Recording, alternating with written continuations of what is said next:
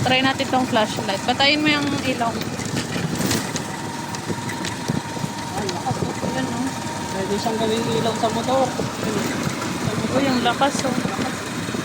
Guys, ang ganda na itong nabili nating multifunctional solar lamp dahil napakarami ng pwedeng gawin nito. Alam nyo ba na nabili ko lang to sa halagang 100 plus lang? Ayan o, talaga naman pang emergency talaga to dahil ang ganda na ito guys, dahil siya po ay solar. Ayan o, ito po ay magagamit nyo guys bilang flashlight. Ayan, ang ganda o. Try natin tong flashlight. Patayin mo yung ilaw. Ang lakas po. Ayan, no? Pwede siyang gawing ilaw sa motor. Uy, yung lakas, oh.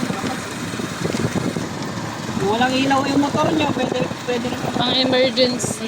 So, try po natin dito sa dryer. So, ano kasi dito eh, bukid-bukid na. Okay? O, yan guys, super dilim ha. Diba? Ayan o, liwanag o. Magagamit nyo siya bilang flashlight and then magagamit nyo siya bilang ilaw sa bahay. Ayan o. Diba? Liwanag o. Pwedeng ilaw talaga sa loob ng bahay. Ayan o, naka-solar na rin siya guys. Na rin po siyang solar panel. Higit sa lahat guys, pwede kang ditong mag-input and then output guys. Na pwede ka na rin mag-charge and then pwede rin itong i-charge.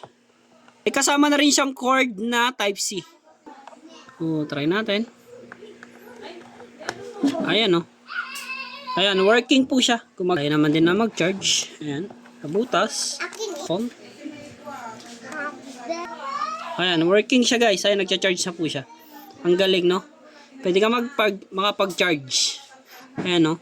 For emergency guys. Ayan, no? Na on and off. Dalawa yung kanyang button ng on and off.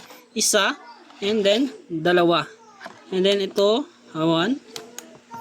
Ayan, no? Para di sa harap. And then, ito rin man yung isa. Ayan siya. 100 plus lang to.